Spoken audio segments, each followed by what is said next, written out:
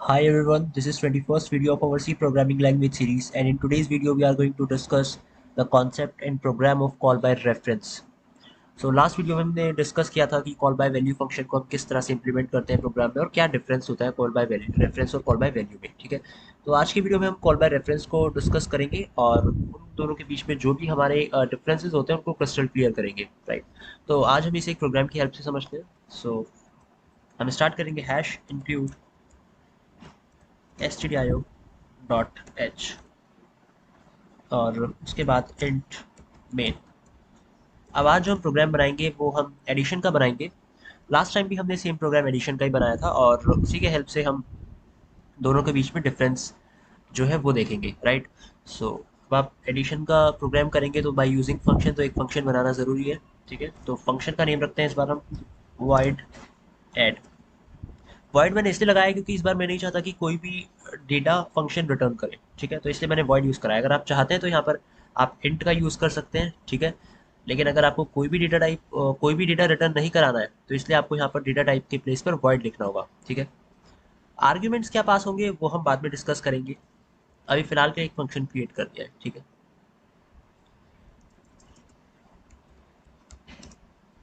Return zero. अब कोई भी दो वेरिएबल्स ले लेते हैं, let's say int A comma B. ठीक है, और यूज़र उनमें वैल्यूज़ को एंटर करा देगा, that is %d %d and आप इनके एड्रेसेस पे इनकी वैल्यूज़ को स्टोर कराएंगे। यहाँ तक तो आपको बहुत अच्छे से पता ही होगा सब, अगर आप प्ले लिस्ट को फॉलो कर रहे हैं तो।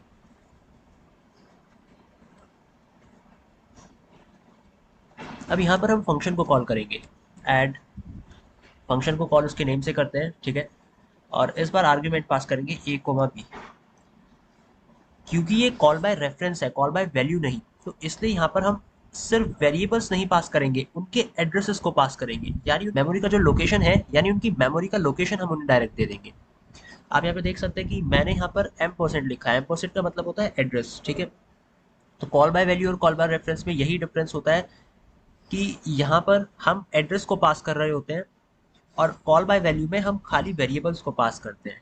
ठीक है, तो इसलिए हम कह रहे थे कि हम वहाँ पर एक कॉपी सेंड कर रहे हैं, लेकिन यहाँ पर हम सीधा वेरिएबल्स की जो लोकेशन है मेमोरी के अंदर, यानी उनका जो एड्रेस है उसे ही सेंड कर रहे हैं। ठीक है, यानी उनको पास कराया हमने। तो एक तरह से हमने डायरेक्ट उनकी मेमोरी का जो एक्सेस है वो प्रोवाइड कर दिया है इस ऐड फंक्शन को। ठीक है, सो यहाँ पर अगर हमने एड्रेस को पास करा है तो यहाँ पर भी हमें int X comma int Y लेना होगा। पर क्या ये चीज़ ठीक है? इंट एक्स इंट वाई ठीक रहेंगे? नहीं, ये गलत है। यहाँ पर आपको लेना होगा पॉइंटर वेरिएबल। क्या होता है पॉइंटर वेरिएबल? वैसे पॉइंटर वेरिएबल हम आगे चल के डिस्कस करेंगे, लेकिन फिलहाल आप इतना जान लीजिए कि पॉइंटर वेरिएबल का क्या यूज़ होता है। तो पॉइंटर वेरिएबल को डिस्कस करते हैं। अगर मैं आपसे कहूँ कि यहाँ पर लिखा है ए, ये थोड़ा अजीब सा बन गया है, आप समझ जाइएगा ये ए है। तो ए इज इक्वल टू 10। ठीक है, इसका मतलब ये है कि ए के अंदर जो वैल्यू असाइन कराई है वो 10 कराई है। ठीक है, और अगर मैं बात करूँ m% ए की, तो वो मुझे लाके देगा जो ए का एड्रेस है। ठीक है, और वो एड्रेस कुछ भी हो सकता है, बहुत बड़ी सी वैल्यू हो सकती है, कुछ भी लाइक 100347 8, बहुत बड़ी सी कोई वैल्यू होती है वो एड्रेस की। ठीक है, तो ये तो हो गया मेरा एड्रेस m%a। ठीक है, यानी अगर मैं कहीं पर a यूज़ कर रहा हूँ, विच मीन्स कि मैं 10 को वहाँ पर यूज़ करूँगा। ठीक है, और अगर मैं कहीं पर भी m%a यूज़ कर रहा हूँ, दैट इज़ कि मैं वहाँ पर उसके एड्रेस की बात कर रहा हूँ। ये चीज़ तो आई होप आपको क्लियर हो गई होगी। लेकिन मुझे बार बार ये m% लिखना अच्छा नहीं लग रहा। अगर मैं इसको लिखूँ कि a is equal to m%a, अगर मैं कुछ इस तरह से कर देता हूँ तो इसका मतलब ये हो गया कि m%a यानी जो a का एड्रेस है, अब वो किससे रिप्रेजेंट हो रहा है? वो खाली a से रिप्रेजेंट हो रहा है ना? अब जो a का एड्रेस है वो खाली a से ही रिप्रेजेंट हो रहा है। तो इस a की वैल्यू किससे रिप्रेजेंट होगी? यानी अगर मुझे ये 10 को रिप्रेजेंट कराना है तो ये किससे रिप्रेजेंट होगा?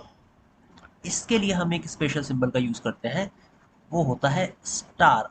इसको बोलते हैं एस्ट्रिस्क। ठीक है, ये हो गया एस्ट्रिस्क। और इस प्रोसेस को बोलते हैं डी रेफरेंसिंग। इसे बोलते हैं डी रेफरेंसिंग। ये सब चीज़ें हम आगे भी डिस्कस करेंगे, लेकिन अभी आपको एक आइडिया दे रहा हूँ ताकि थोड़ा बहुत जो कन्फ्यूज़न हो वो ना रहे। इसे बोलते हैं डी रेफरेंसिंग।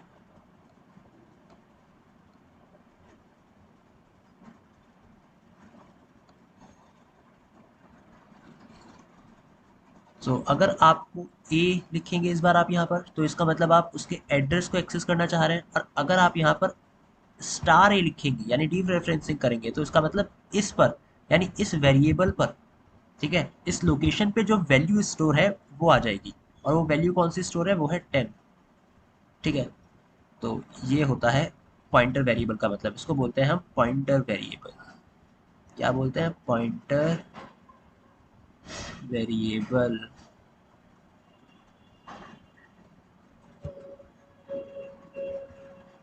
इसको बोला जाता है pointer variable.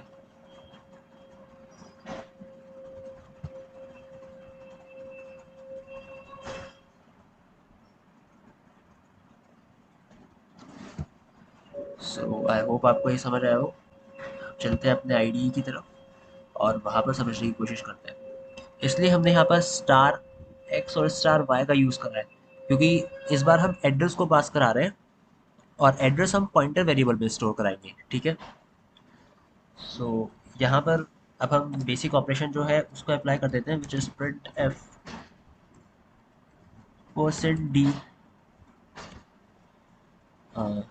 X plus Y. Simple X plus Y को यूज़ करा है। ठीक है, अब ऑल्ट प्लस एक्स करते हैं, कंपाइल एंड रन कराते हैं, लेकिन ये गलत है। अब आप सोचिए कि ये यहाँ पर क्यों गलत है। ये मैंने जानबूझकर ऐसा लिखा है ताकि आप थोड़ा सोचें। तो सोचिए वीडियो को पॉज करके कि ये गलत क्यों है। ठीक है, अभी जो मैंने आपको पॉइंटर वेरिएबल वाला कॉन्सेप्ट बताया था, उसमें मैंने आपको बोला था कि अगर आप एक्स और वाई की बात कर रहे हैं, तो इसका मतलब ये है कि आप सीधे सीधे एड्रेस की बात कर रहे हैं। लेकिन अगर आप स्टार एक्स और स्टार वाई की बात कर रहे हैं, तो एक्स और वाई एड्रेस पे जो वैल्यू स्टोर है, आप उनको एक्सेस करना चाह रहे हैं। ठीक है, तो आपको एड्रेस को ऐड कराना है या उन वैल्यूज को ऐड कराना है। ऑब्वियस है वैल्यूज को ऐड कराना होगा। ठीक है, तो आप यहाँ पर यूज करेंगे स्टार एक्स और स्टार वाई। ठीक है, अब इसको ऐड करते हैं, कंपाइल एंड रन।